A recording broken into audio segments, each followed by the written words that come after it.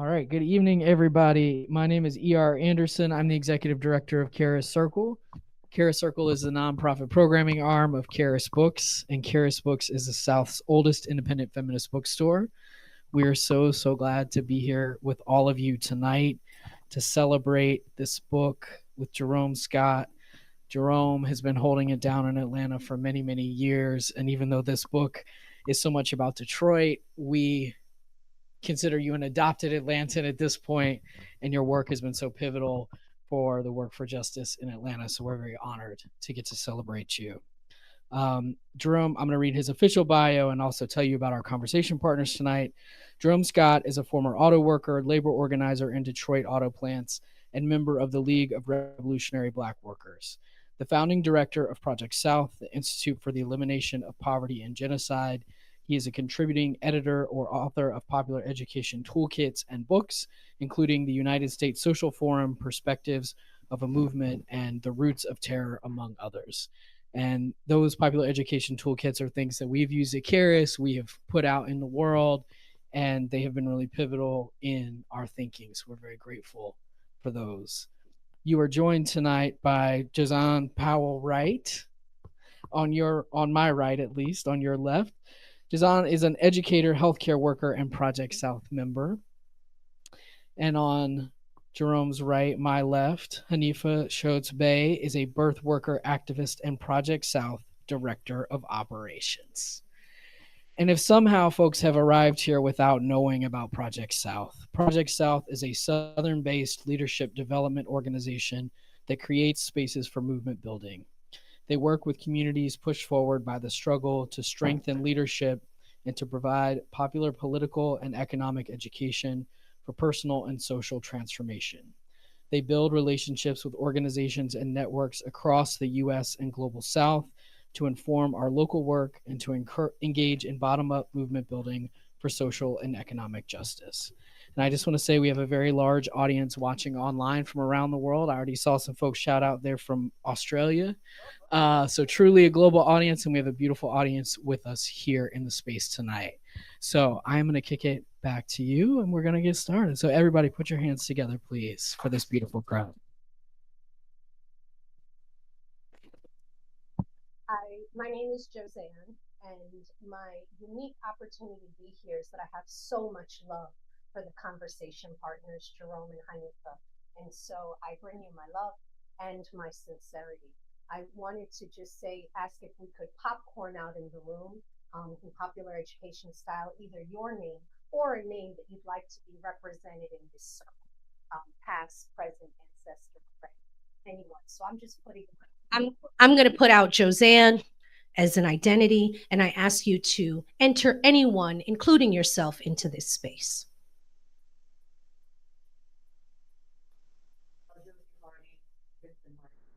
Thank you.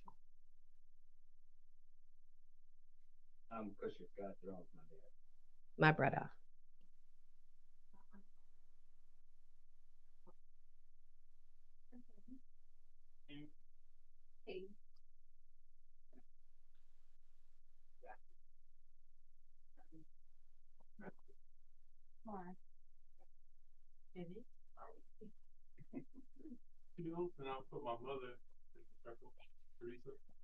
Thank you, Miss Teresa.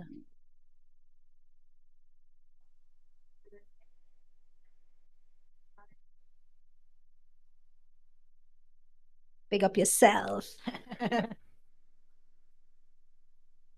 Big up yourself. It's progeny. Adrian, this is my wonderful father. Yay. Thank you, Miss Adrian. Yolanda, that's my father. Who to who?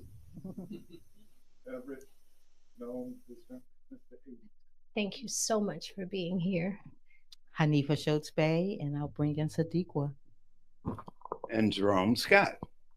Thank you so much. I also just wanted to say hello. You know, we're in the metaverse of times where we are here physically representing and holding space for ourselves and our ancestors and our loved ones, but we're also kind of in the mellow mushroom magic of the World Wide Web. And so I wanted to big up all my friends in the World Wide Web, our comrades in struggle, our fellow revolutionaries, their families, their loved ones, and all those that are in any kind of struggle and resistance moving towards love, peace, and joy in this moment. And I also just wanted to, if it's okay, Jerome, big up the Jamaican resistance and response.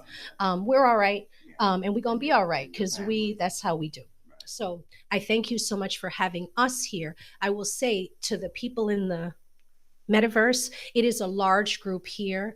The people that are here matter so much. The people that are in the metaverse matter so much. And our transcript is forever. So the conversation that we're having is just another piece and conversation, an extension of a dialectic in a political historic continuum. So what I say, what you say, Shields, today really matters because the word is forever. And that's why we are so excited today. Jerome, what up, homie? To celebrate your work and to celebrate your word. And I have the unique opportunity to love you for a long time, to appreciate you for a long time, to celebrate you for a long time in your multiple roles as husband, father, human, revolutionary, and worker. And we're in this moment now. And those instincts that you had all this time are as percolating, as essential, as important as ever. I think this unique moment is really interesting because it is a dialectic between founding directing of Project South and extending a legacy that's embodied by Hanifah. Hanifah is the current director of operations at Project South, the organization that Jerome founded and directed that we've all read about. And so it's just a great opportunity to see leadership grow, to continue, and for this conversation that we're having, revolutionary possibilities, to be as relevant now as it has ever been. And so I'm going to turn it over to Hanifah for our first question. Ooh. Well, I'm gonna start and just give a little bit of an overview of the book. I'm gonna read. So here we are. Motown, that's Atlanta. Motown and the Making of Working-Class Revolutionaries offers a fresh perspective on class, race, and revolution in the United States. Drawing on more than 40 hours of interviews from former members of the League of Revolutionary Black Workers, Jerome Scott and Katz-Fishman share the rich story of the League, including the women and students. That story includes the history of the automotive industry in Detroit, the 1967 Detroit Rebellion, and the wildcat strike that sparked the Dodge Revolutionary Union movement. The authors describe the rise of the League from 1968 to 1971. They explore the centrality of struggle and political education as the League split and a section of the League, comrades, move into revolutionary organizations and social movements, many of which remain active today. League comrades share their analysis of the current moment and staying the course of the revolutionary struggle. Welcome.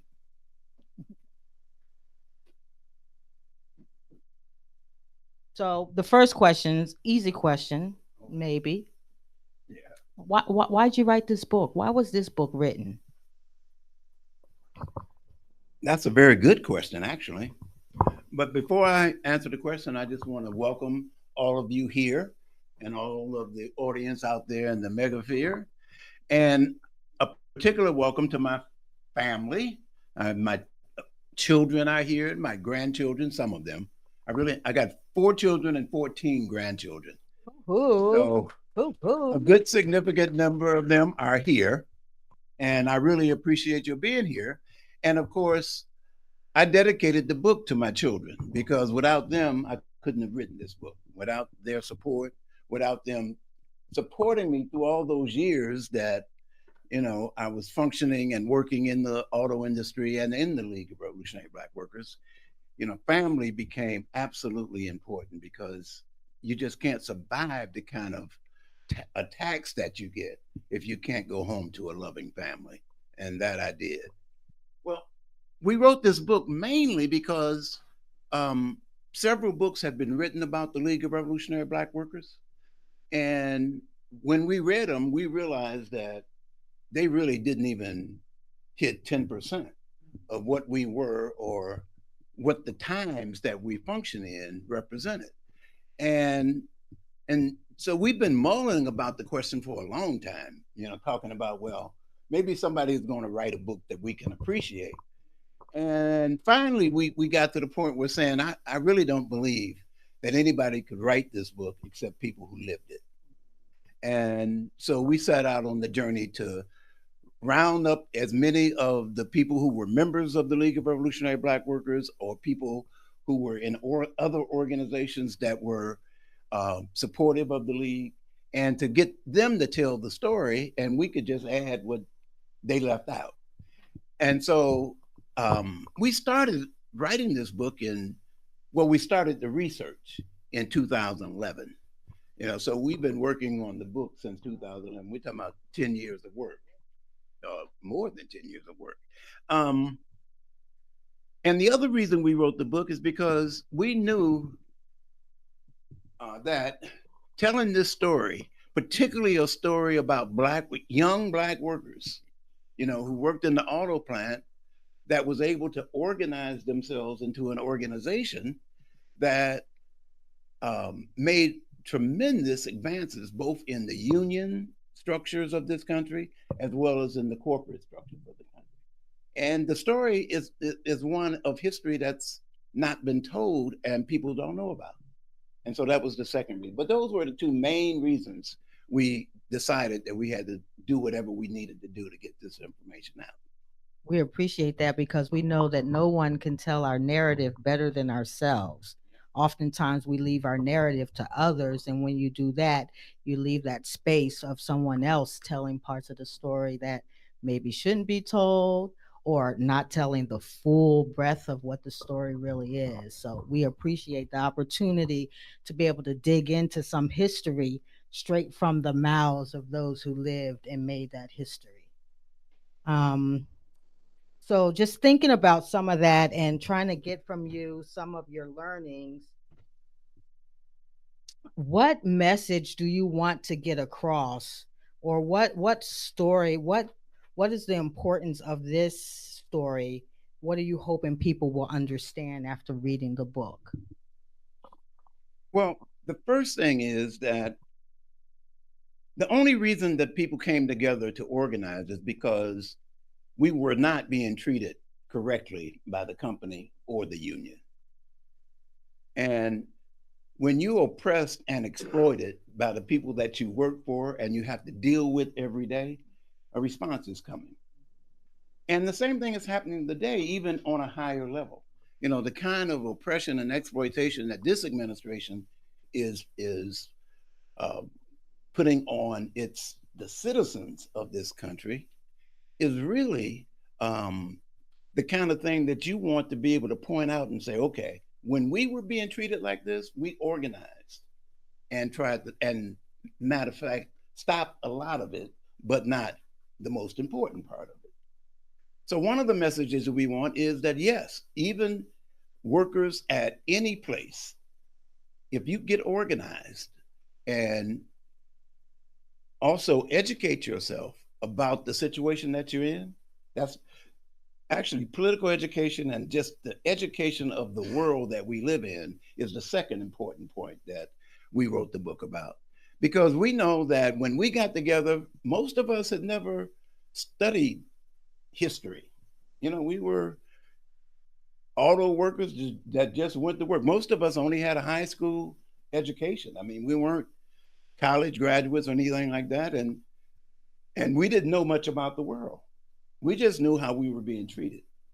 But once we started studying, and we studied everything. We studied American history, we studied African history, we studied African philosophers, we studied Marxism. We studied a whole lot of stuff looking for what could guide us and make us more effective in the work that we did every day. And that study brought us to Marxism. And most people don't, most of us had never heard of Marxism before. This is the first time we ever heard the word. So we didn't even know what it was. And so, but in studying all those different things and then trying to answer the question, which one of these theories that you study, which one of these do you think fit what you're doing? And it was Marxism. I mean, Marxism was written for workers. Marxism really don't answer questions. It analyzes the world for you and gives you the tools so that you can answer the question. So the question of education, we think, is really critical. And, you know, they go together, theory and practice. You know, you got to have an understanding of what you're doing, but you don't, and you got to keep growing that understanding because things changes every day. You know, you got to constantly study and constantly practice. And I think those are the two main reasons. Study and practice. We have grandchildren in the room, but even if you're not a grandchild of Jerome, you might not have a working definition for Marxism. Mm-hmm. And so we're hearing you, but some of it is over our heads. Mm-hmm. Could you give us a working definition so we can contextualize what you've said? Yeah. Marxism really is an analysis of how capitalism developed and worked. Capitalism is the society that we all live in right now, today. And, you know, some people think that capitalism has been here forever, that it's like nature or something, but it's not. It's something that men put together. And in particularly white men, in this case, put together this system of capitalism and organized society like it is. So Marx, Marxism is named after Karl Marx, he set out on a journey to write, he wrote a book called Capital, the analysis of the capitalist system and where did it come from and where is it going? So that theory is what we summarize as Marxism, the theory of capitalism itself. If you were to contextualize that in kind of modern language, how do you see that at play in this moment? Well, in modern language, the fundamental thing about capitalism is that it has to have both workers and owners. You know, the owners are called the capitalists, and the people who do all the work is called the workers. And what Marx did was he looked at those two elements as the major elements within the capitalist system, and he analyzed what kind of things move the capitalist system forward. And basically, it's this struggle that emerges between workers and the owners of the means of production, the people that we work for. In the vision of scaffolding, what are some alternatives to capitalism that may exist? Well, historically, and see, capitalism is, when people ask me, well, what is capitalism? Capitalism is a class society whose DNA is white supremacy. That means that white supremacy is integrated into every institution of this society. And class society means that, you know, there's a class that rules, that makes all the decisions. And then there's a class that sort of navigate those decisions through the entire population. And then there's a working class, the people who do all the work. And in fact, make all the value added. You know, when you go into production, you add value to whatever you're working on. And workers add all the value that is created in this country or in the world, really, because there's only human beings that actually create added value. And so that whole situation, I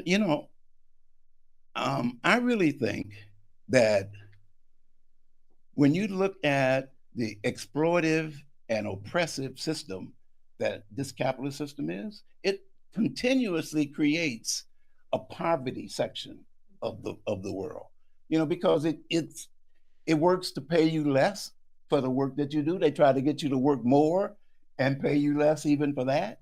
They want to extract what they call maximum profit, not just a profit, but maximum profit. So that's sort of like the scaffolding. You said that education is one of the important tools that we have. When I think about the League of Revolutionary Workers and how you all came about, what made you all decide what you were going to study? Oh, yes. Oh, yeah. Into the mic. So let's see if I can go back. That wasn't one of my written questions, but Yeah. as I was listening to you speak, it made me think about if education is one of the important tools. How did you all and you all's development determine what you all were going to study? Well, this actually really gets into the book. The League of Revolutionary Black Workers was established it started in 1968 with Drum, the wildcat strike at Dodge, Maine. The Dodge Revolutionary Union movement came out of that wildcat strike. And then it spread out to different plants around the city. The plant that I worked in was Detroit Forge, Chrysler plant. And we made all the internal engine parts for Chrysler engines. And so we had went from 68 to like 1970, and we had made some serious advances. We had got people elected to union positions in the shop. We had got people hired in high up positions in management in the Chrysler Corporation and General Motors and Fords. And we began to think about that and look at that and analyze what effect that those advancements had on our day-to-day work in the plant. And we realized that it hadn't changed, that the level of white supremacy that existed when we started, if anything, was higher. You know, the level of jobs that, all the most difficult and the most dangerous jobs was dedicated to mostly Black workers or other workers of color. And so we realized that although we had made these overall advances, the things that we wanted to advance on the most was the way people were treated and the conditions that we worked in, and they had not changed. And so we began to think, well, maybe there's something wrong with our program, because our program called for what we had done. And so that was the instigation for us to say, well, maybe we ought to study a little more and figure out a better program. And that's what started off the whole study process. The other element in there was that the League of Revolutionary Black was approaching a split. And the split was basically because based on these advances that we had made, the leadership of the League, which was 7 folk, a 7-committee executive board of the League, decided that we needed to expand the League of Revolutionary Black Workers. And so they started going around to different cities, meeting with people and trying to figure out how to build bases in other cities. Well, this took resources. And those resources that was taken from the work that was being done in Detroit meant that we then suffered from a lack of resources that we were just expecting to be able to use when we needed them. And now we had to wait for 2 or 3 days to get our flyers published and things like that, which affected our day-to-day work, because every apparatus in the city, we all put out flyers weekly. Every week we would put out a flyer talking about what was going on in our place of work. And so this situation just continued to develop till we knew we were almost going to break up, because people were talking stuff about everybody, And so the League ended up splitting in 72. So those two things came together, and that's what prompted our study. We wanted to do better. Both the split and the fact that we had made advances but hadn't changed our lives. The gossip is that Hanifah had a question that's a little sensational, and I said we should lean back on that, but I think it's time, Hanifah. So let's see. So the question was, there was a split in the organization. Looking back to that time and bringing us forward to today's conditions, are there any things that you would want us to take away from the lessons learned during that time? Yeah, and the book has a whole chapter on lessons learned. But this was a big one, because it was a split in the organization, and neither organization really benefited from that split. We both organizations got knocked back as a result of the split. But the lesson, and this is not a lesson we learned immediately. This is a lesson we learned going through the study and looking back on it. We were strategically, long range, we were united, everybody. Everybody thought that revolution was the only solution to the capitalist system and its treatment of its citizens and its workers. And so usually if an organization is united strategically, we can deal with all the little things that come along, because we long term holds us together. The problem was that the decision that was made to expand the organization nationally was not a decision that was talked about throughout the organization. It was only talked about among the leadership. And the leadership made a decision and went about their business of implementing it. And so the lesson that we learned from that is that you have really, if you want to lead an organization, you should have a collective leadership that continuously consults with its members. Because if you're going to make a major decision, like going from one city to expanding on a national level, without talking to people, because they couldn't do it without us. They wanted us to go on trips with them and talk about our experience. Which all took away from the work.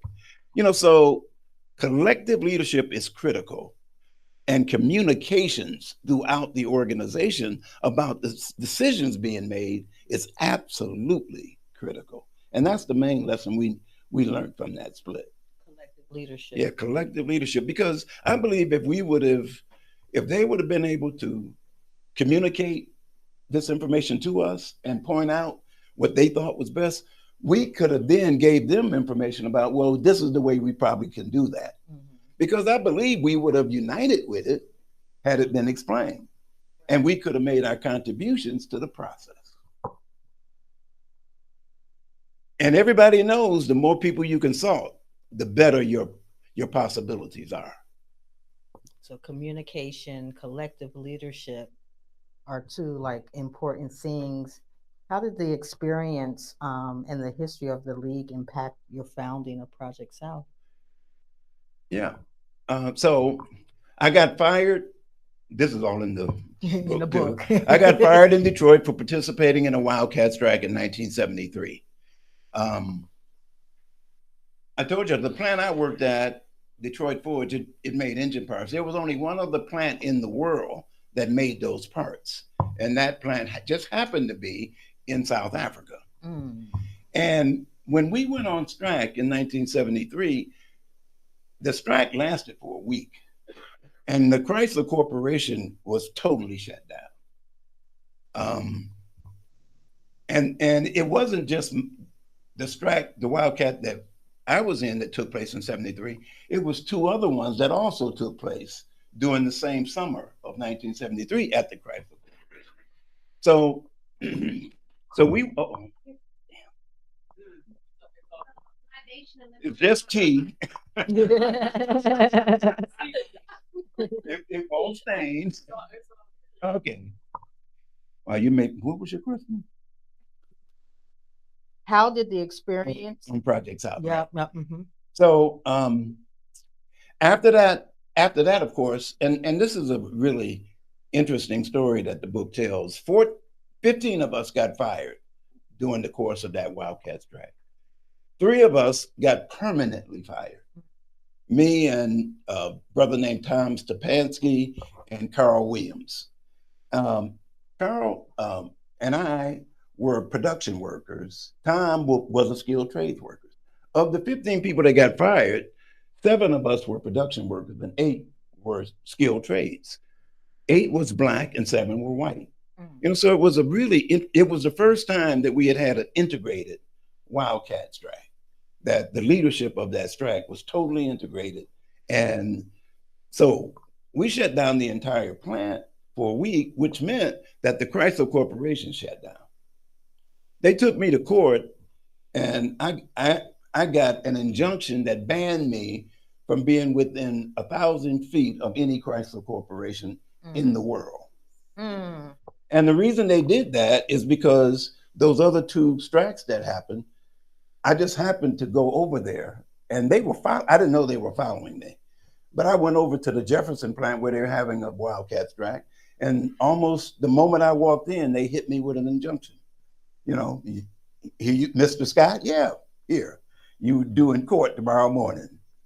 You know, and so it was in court that they gave me that sentence of not being able to be within a Chrysler facility for 1,000 feet.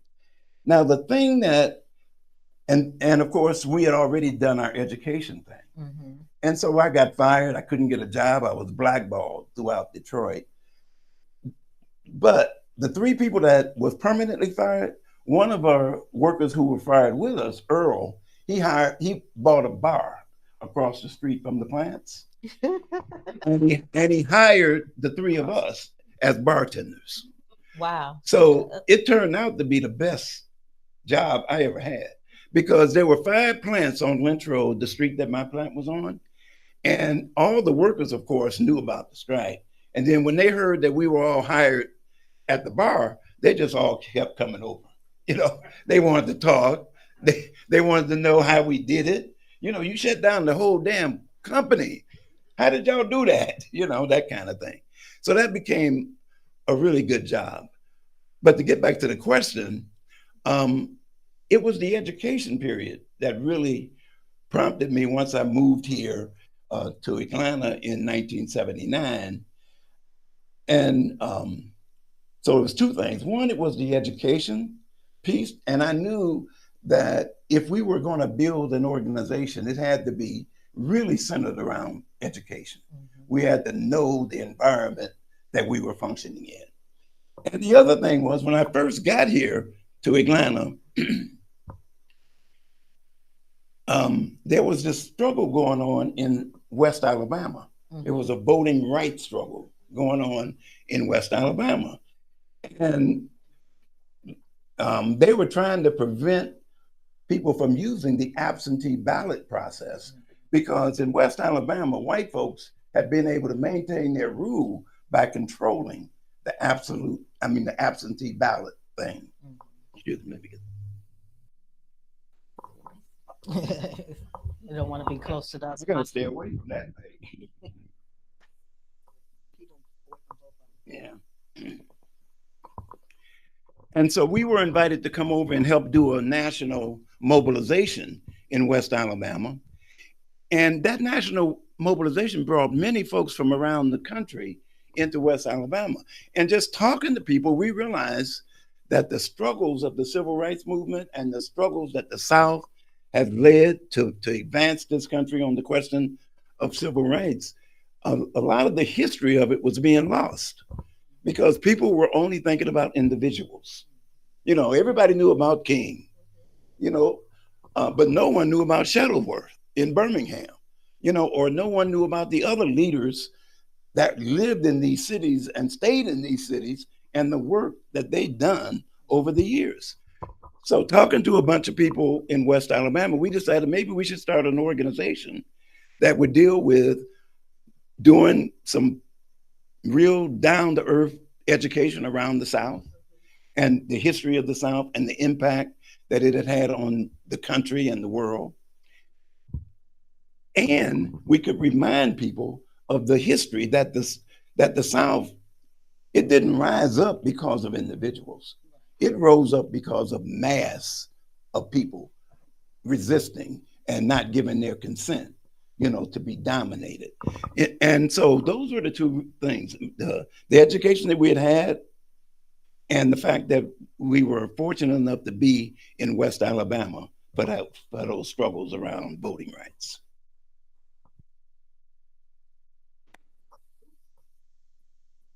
Okay, I'm going to go into this final question.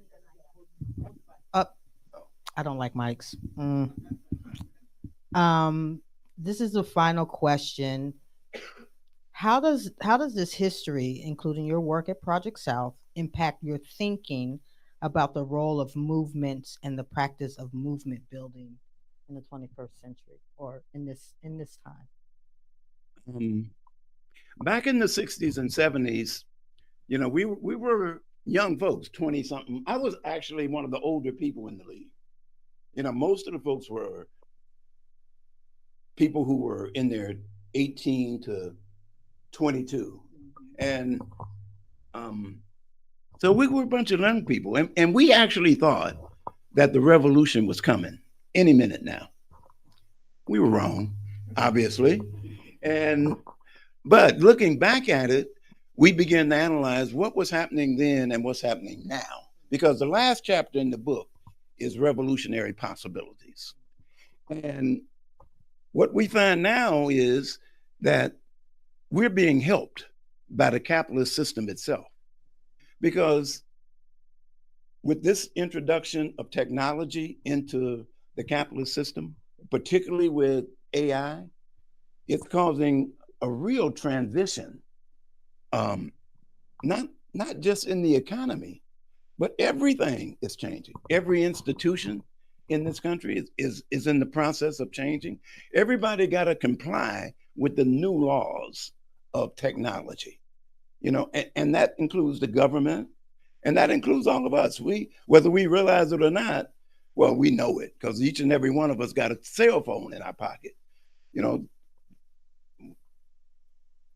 Who would have thought we'd have a computer in our pocket back in the day? So this transition that we're living through, it's undermining everything, because every technological advance that happens today ends up laying off thousands and thousands of workers. Just think about it. Amazon just announced it's laying off 30,000 people. And then today, there was a whole slew of organizations, of corporations that said, we got to lay off a bunch of people too. Because this AI, and they all blame it on AI. They all say that AI is replacing these jobs. And this is just the beginning. AI has not even been perfected, And so if you think about it, the thing about capitalism, which I said earlier, is because it's always trying to maximize profit. Now, it doesn't really realize that profit until we buy the stuff that we produce. And if every advancement in technology is laying off literally thousands and thousands of people, eventually you're going to get to the point where people won't have enough resources to buy what we produce. And so that in itself is undermining the capitalist system. It really is breaking that relationship of workers and capitalists, producers and buyers. It's really breaking that relationship. And what that tells us is that the opportunity for revolution is greater today than it ever was. And why do we say that? Because we look back at history. The Russian Revolution that took place in 1917, that took place because there was a transition from agriculture to industry going on. And the same thing was true for the Chinese Revolution. They took place because the world was in transition and all of the institutions were in transition, which meant that the system becomes vulnerable. So capitalism is at its most vulnerable state in this period of time. And therefore, I think revolution becomes a more possibility than we've ever thought it to be before. I really enjoy thinking about the politics of friendship. And I think you write beautifully about the importance of communing with revolutionaries, studying the thoughts, lives, and relationships of the revolutionaries that stay the course. And so I want to honor your space and also honor the revolutionary space that Charis has created for so many of us for so many years, and open up to some of the practitioners in the room, some of the youth in the room, some of the family members of the room, to ask and answer those questions, revolutionary to revolutionary. So folks who are in the room with us, raise their hand. I'll bring you a mic so that our online folks can hear you. All right. You got that one. Okay. Thanks very much for your work and your book. I'm curious what you think about the rise of Black capitalism. It seems that, like, during the 60s, you have, what you all are doing with the League, and there's Ella Baker and, Fannie Lou Hamer and the Freedom Budget. And it seems to be that, like, the predominant way of organizing around, economic issues for Black people is a kind of like union solidarity or worker solidarity or just like regular people. Whereas today, like, the predominant kind of like Black political solidarity is more around a neoliberal logic of like Black capitalism or supporting Black businesses. And what do you think about that transition? Well, just a little historical piece with that.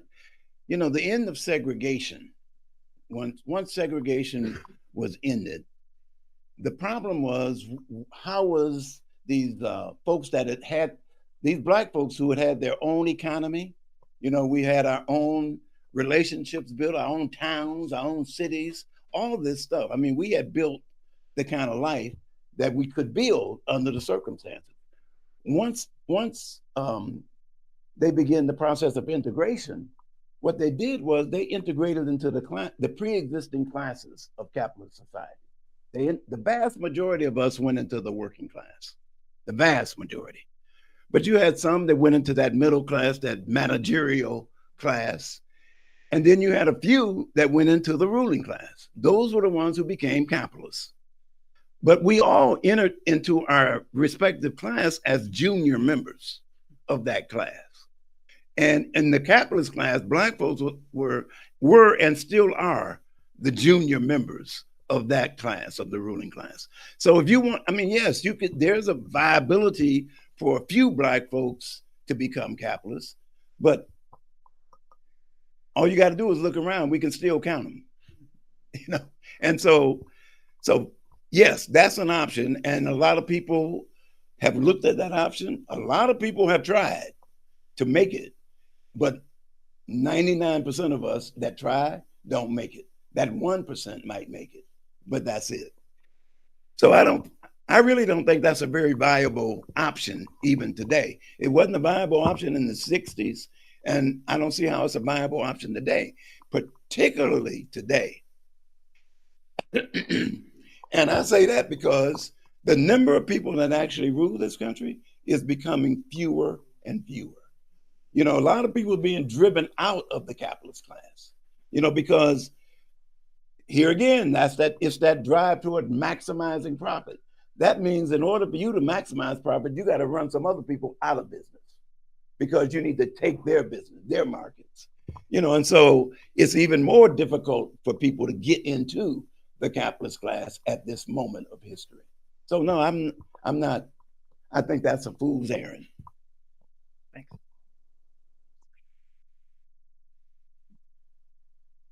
May I?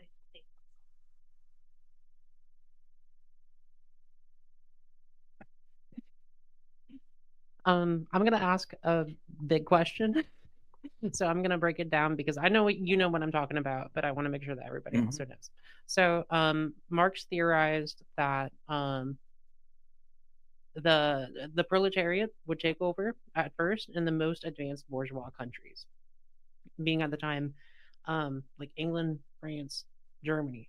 And history has taught us that it's actually been in these agrarian industrial transitions, like you said, in Russia, China, and the whole world over. And I'm wondering what you see as the possibilities for us now, finally answering the question of why has revolution not come to the imperial core? Why have casteism ostensibly in these advanced bourgeois countries prevailed for so long, and what hope do we have against it? And that's it. Yeah. And I mean, the most important thing is the development of imperialism. Imperialism is when a country like the United States goes out and captures another country and occupies that country or solicits the people that live in that country to follow its directives, to come under its control, and then it extracts the wealth from that country. The wealth from that country, they bring back to their country, like Germany and England and the United States. What that does is it lays the basis for them to give more resources to their working class. Marx calls it the bribe of the working class, that they were able, because of being able to extract value from other countries, they were able to pay a little bit more to their workers to keep them from being revolutionary. You know, and so the advent of imperialism, which happened at the turn of the century, 1901, 1902, I think was the main reason that a lot of the revolutionary furor that developed in places like Russia and China didn't develop in the more industrialized, developed countries. Neither Russia nor China had any imperialist apparatuses under their control at the time either. So I think that's the main reason. Gotcha. Thank you so much. It's an honor to be in conversation with you. Thank you.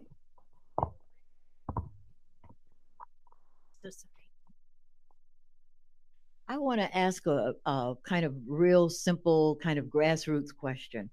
As a grandmother and you're a grandfather, I'm always interested in, as my grandfather said, how do you nurture children who will be worth a damn?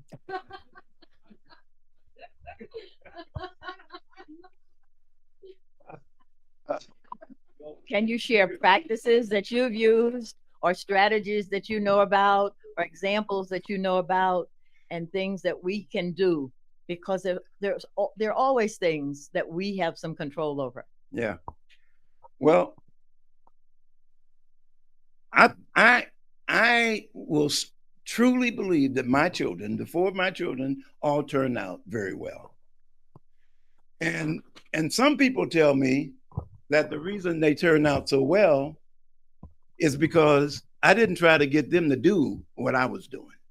I let them decide for themselves.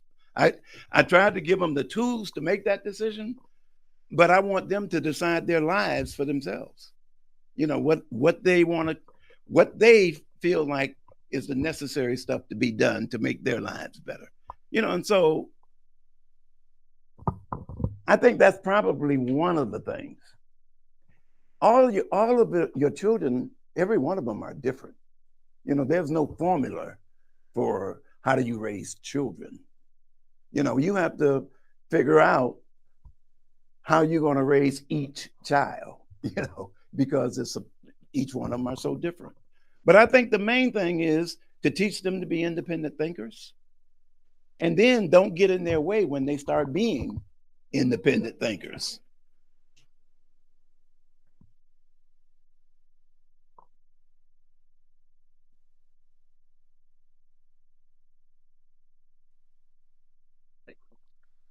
I want to help answer that question because that's grandfather. I think the biggest things that he taught me was, like you said, the independent thinker. I think like maybe when I was like 10, 11, you know, you see a lot of stuff. I think like when I was 10, 11, it was like social media had just started coming up and you see a lot of stuff on TV and you like start believing in the news. And I would go to my granddad and it's like, what you think about this? And he started telling me to watch BBC instead of the normal local news.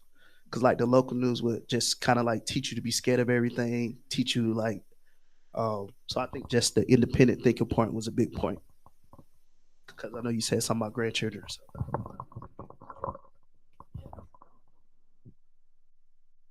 We got a lot of great comments in the chat, just people shouting out everybody and offering appreciation.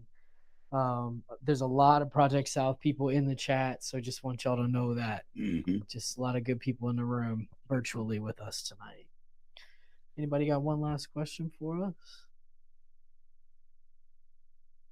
Well, yeah, go for it. When is the next book? I'm gonna leave the next book to y'all. I'm gonna be 80 years old this year, and so I'm not thinking about the next book.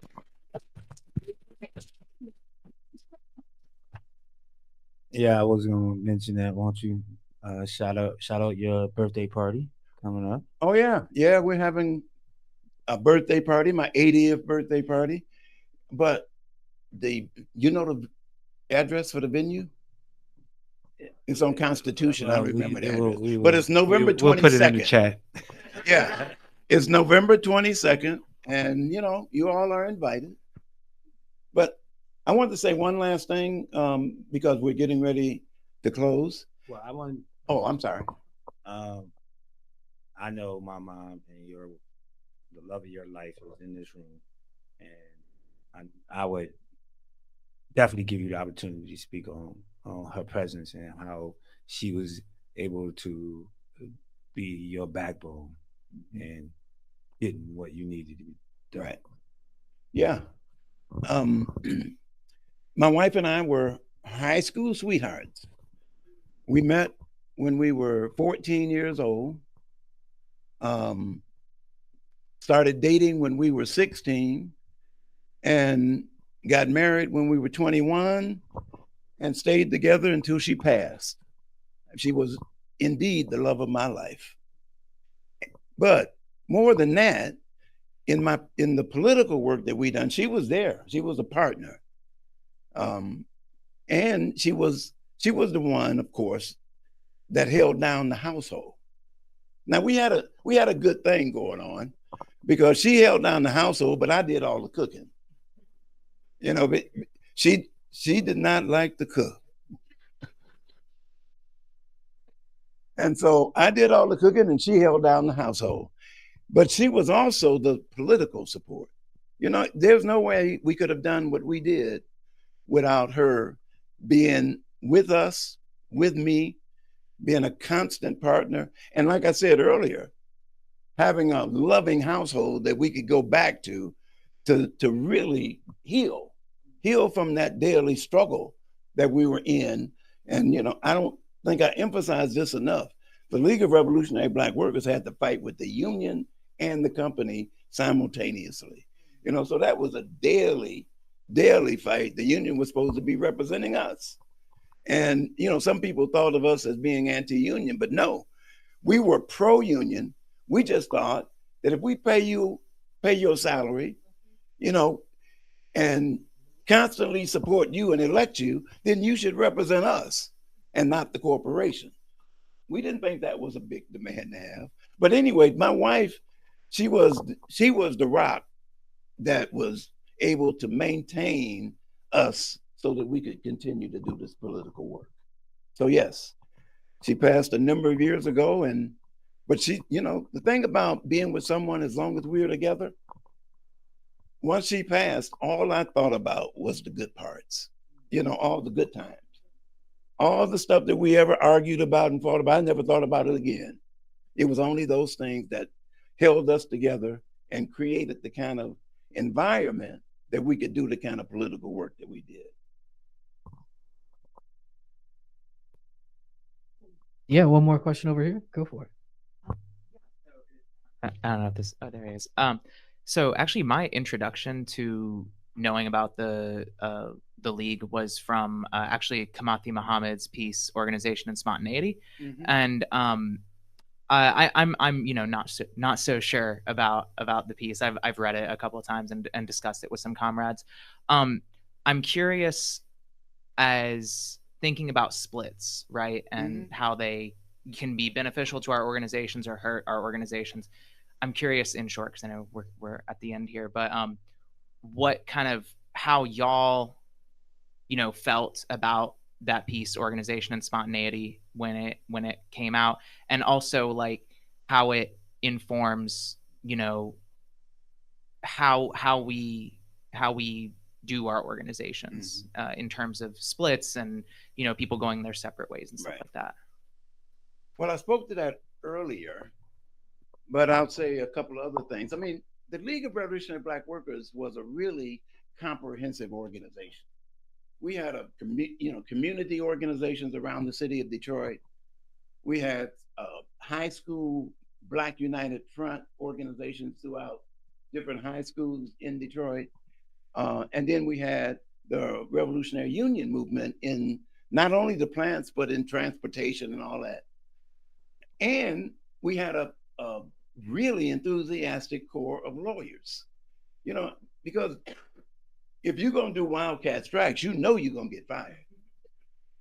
So we had to have lawyers. Otherwise, you know, we probably wouldn't have lasted but 6 months if we didn't have people to get most. Every time we had a wildcat strike, the lawyers was able to get most of our people back to work, and a few was always left out. I give you that background just to say that when the split came, you know, it was a split in the community organization. Most of the lawyers were on the other side. They decided to try to build an organization called the Black Workers Congress. And most of the lawyers went on that side. So it really crippled the league as well. You know, so it was a setback. It wasn't an advance. And then they lost the working class, the factory workers, the base of it. And so it was a setback for them too. I don't think either one of us won. You know, we all had to start from behind where we were before. So, I mean, the main thing to me is we should prevent splits if we can. Now, some splits can be good. I mean, if your long range goals are different, if your strategy of how to achieve those goals are different, then you probably need to split. But if your long range goals are unified and your strategy is unified, then you should be able to avoid splits. So communications become the most important thing. And, you know, the thing about working together on a regular basis, on a day-to-day basis, and then communicating throughout the apparatus, that's not easy. That's something that you have to plan for. That's something that you have to build. And we didn't build that. That was absent from the league. And I think that contributed most to the split. So the lesson, of course, is build an organization that is based on collective leadership and based on leadership that is rooted in the base of the organization and rooted in communications, that you all talk to each other and you don't make decisions just on the basis of what the leadership wants to do. You make decisions that are decisions that you can get support from the organization as a whole, if possible. I mean, so I think that's the main lesson. Thank you. There are many points of the text where you read the word love. And so, Kushka, I'm really grateful that you asked the question about partnership and family, because it speaks to the love that really is the inspiration, gas, light, motivation for this many years of consistent work. And I would just like to say to Jerome's family directly that I love you. I'm going to be at the party, personally acting out. And I appreciate not only your sacrifice, but also your persistence and perseverance, because movement is not individual, and it was out of the pot of your kitchen that we all get to eat. So I really appreciate you, and I really appreciate you being in this room, because I'm a little competitive, and so I wanted to have the illest of the book tours, but I mean, look at the people. So I thank you, ER. I appreciate and respect and love you, and I think you did fabulous. I think y'all did fabulous. Can we get a round of applause for all these beautiful people?